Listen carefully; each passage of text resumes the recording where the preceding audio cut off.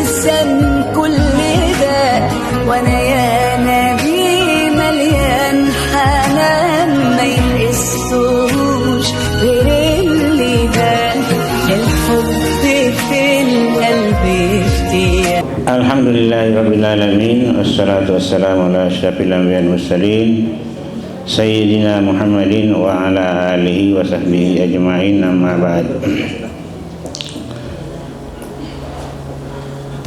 Yang terhormat, yang mulia Bapak Ketua Pengadilan Tinggi Agama Palu, rekan-rekan hakim yang saya hormati, Ibu Panitera dan Sekretaris, jamaah yang berbahagia. Alhamdulillah, patut kita panjatkan puji syukur kepada Allah Subhanahu wa taala karena pada siang hari ini kita lagi sempat berkumpul dalam rangka mengikuti acara rutin kita pada bulan Ramadan ini, yaitu kultum atau kajian Islam.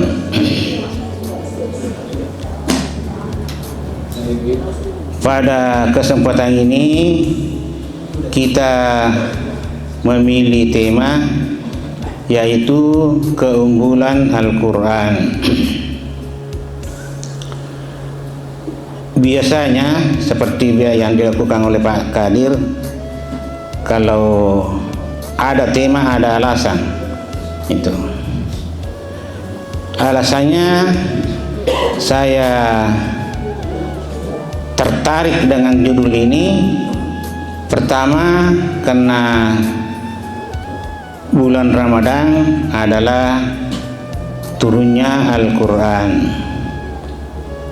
Yang kedua, di dalam buku Al-Quran dan Sains Modern, di situ diungkapkan ada sekitar 12 keunggulan Al-Quran.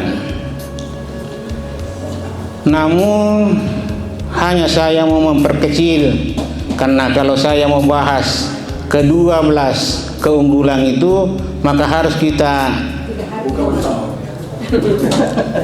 buka bersama. Bahkan kalau perlu kita lanjutkan besok pagi. Yang saya pilih yaitu Al-Quran sesuai dengan ilmu pengetahuan dan teknologi dan hasil penelitian para ilmuwan. Juga saya tidak mau terlalu membahas secara keseluruhan, karena insya Allah besok malam akan ada nuzul Quran yang dibawakan oleh yang mulia, yang berbahagia Bapak Dr. Andus Haji Muhammad Rizal.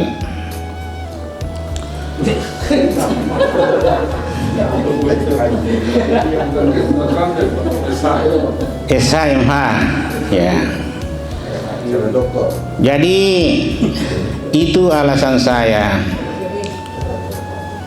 Yang terpenting adalah bagaimana kita ini umat Islam semakin ingin mempelajari, menghayati dan mengamalkan Al-Quran.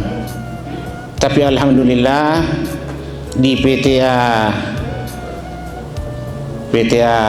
Palu sudah diadakan penghayatan, yaitu perlombaan qiraat, perlombaan qiraat. Itu artinya PTA Palu sudah melakukan dasar pengetahuan tentang Al-Quran. Bapak dan Ibu yang saya muliakan, sebagaimana tadi saya mengatakan bahwa saya memilih judul yaitu Al-Quran selalu sesuai dengan ilmu pengetahuan dan teknologi serta hasil penelitian para ilmuwan. Saya kasih contoh yang sering kita dengar, yaitu mengenai bahaya narkoba. Pernah saya disuruh ceramah di Sidrap di SMA, anak-anak SMA. Saya bilang, bukan saya ambil judul ini karena Anda adalah pecandu narkoba. Sama dengan di sini, tidak ada pecandu narkoba. Cuma diharapkan supaya anak cucu kita tidak ada yang mau mencoba namanya narkoba, karena bahayanya sangat besar. Ini sesuai dengan firman Allah yang mengatakan, ini dalam Al-Quran. A'udzubillahi minasyaitonirrajim. Bismillahirrahmanirrahim. Ya ayyuhalladzina amanu innamal khamru wal maisiru wal ansabu wal azlamu rijzum min amalis syaitan fajtanibuhu la'allakum tuflihun. Ayat lain mengatakan, yas'alunaka 'anil khamri wal maisiri qul fihima ismun kabiru wa manafi'u linnas wa ismuhuma akbaru min naf'ihima. Dengan ayat ini jelas sekali menunjukkan bahwa Allah Subhanahu wa taala melarang minum minuman alkohol. Salah satu diantaranya yaitu adalah khamar. Mengapa? Karena dijelaskan tadi di situ, wa ismuhuma akbaru min naf'ihima. Lebih banyak mudaratnya daripada manfaatnya. Dan itulah dasar pemikiran semua hukum, adalah semua yang dilarang adalah karena lebih besar mudaratnya daripada manfaatnya, termasuk perceraian. Apa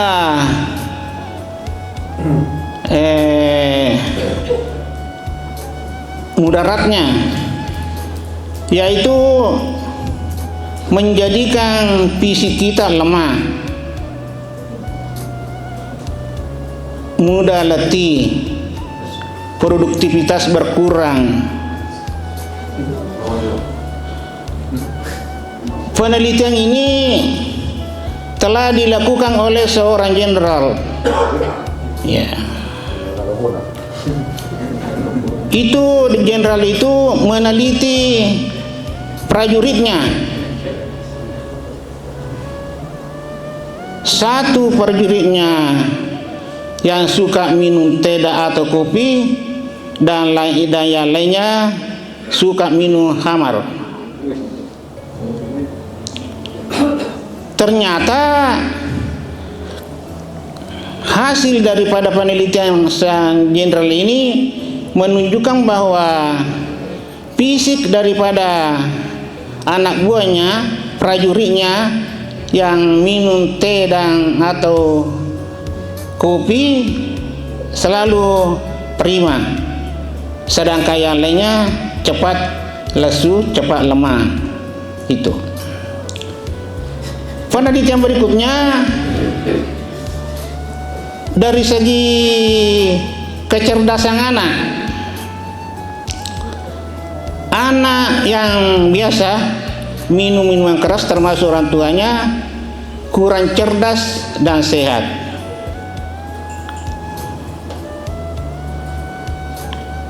Ini pernah dilakukan penelitian oleh seorang dokter. Itu tadi saya katakan sesuai dengan penelitian. Jadi setelah jenderal, panglima, dokter lagi mengadakan penelitian. Dokter ini mengamati seorang perempuan yang bersuami 2 kali. bersuami 2 kali, bukan 2 suaminya, karena dilarang oleh agama. Ya.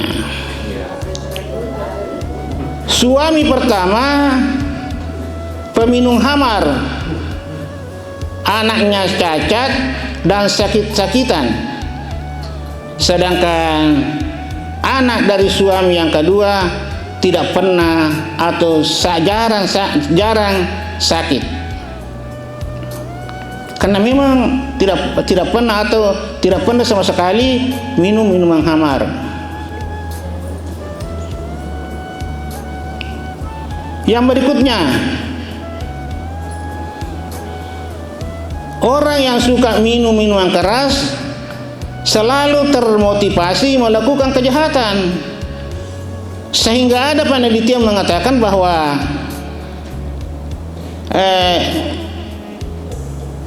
minum minuman keras itu berbanding lurus dengan kejahatan.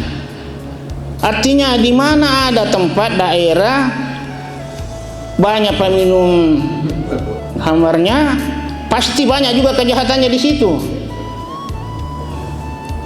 Dan ini pernah diadakan penelitian di dalam satu penjara. Di mana itu? Di India. Jadi jangan macam-macam. Ini data akurat ini. Ya.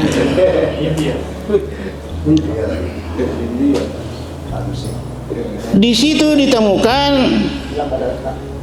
bahwa tidak kurang dari 60.000 penghuni penjara. Dari 40.000 penjahat itu peminum minuman keras.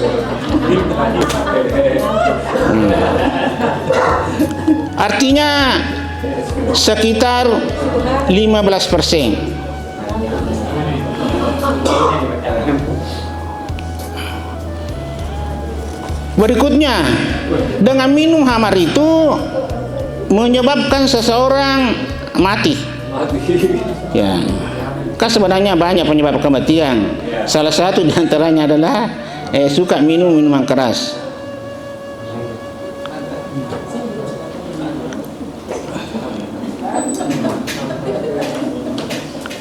Di satu negara diadakan penelitian pada umur 25 tahun sampai 65 tahun, 1.000 penduduk. Dari 1.000 penduduk itu 640 orang meninggal dunia gara-gara minuman keras. Artinya minuman keras ini sangat memang berbahaya. Itu. Jadi apapun yang dijelaskan oleh Al-Quran, khususnya yang dilarang itu pasti memang banyak mudaratnya. Ya. Jadi kita sebagai umat Islam mestinya jangan lebih cenderung membaca, menghayati selain daripada Al-Quran, karena ada hadis Nabi mengatakan bahwa taraktu fikum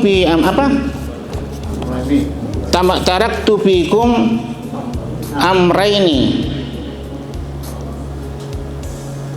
ma in tamassaktum falan tadillu abada. Dua sesuatu apabila kamu berpegang teguh, insyaallah tidak akan sesat.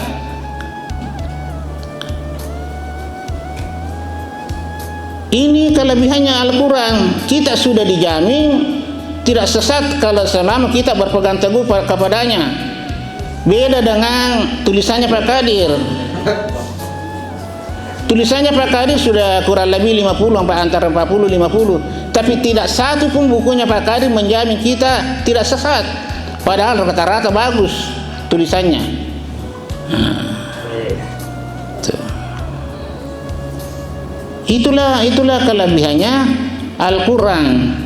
Oleh karena itu, sekali lagi tolong teman-teman, termasuk saya, selalu berusaha mempelajari, menghayati dan mengamalkan Al-Quran. Tapi yang paling penting ini adalah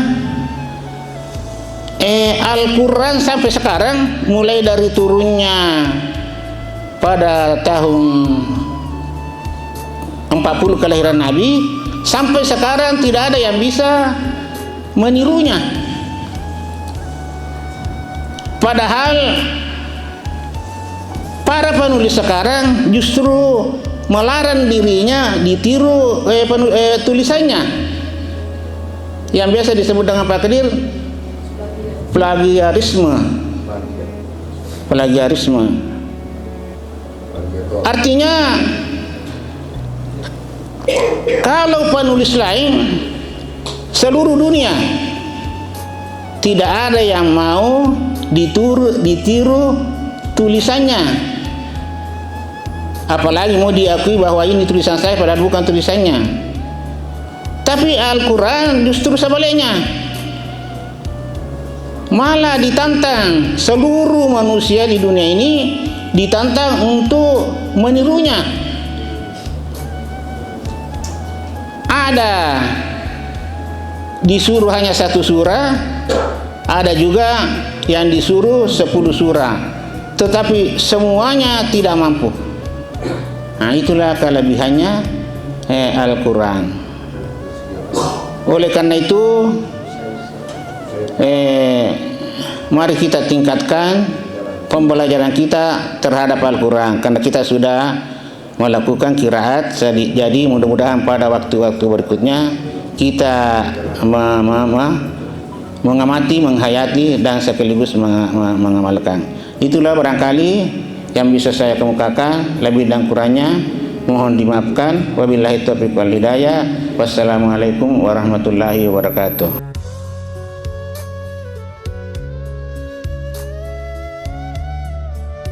نشهد أن لا إله إلا الله نستغفر الله نسألك رضاك والجنة ونعوذ بك من سخطك والنار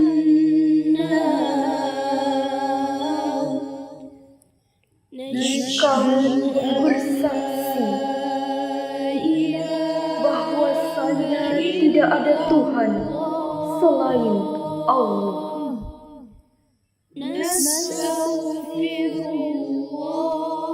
Ampunilah kami ya Allah. Ridhoilah kami akan syurga-Mu. Dan jauhilah kami dari siksaan api neraka. Allahumma innaka afuwwun karim tuhibbul afwa fa'fu 'anna. Allahumma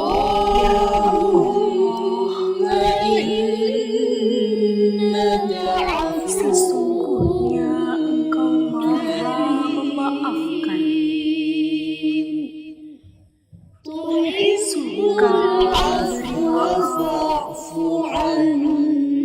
maka maafkanlah Engkau. Wahai yang Maha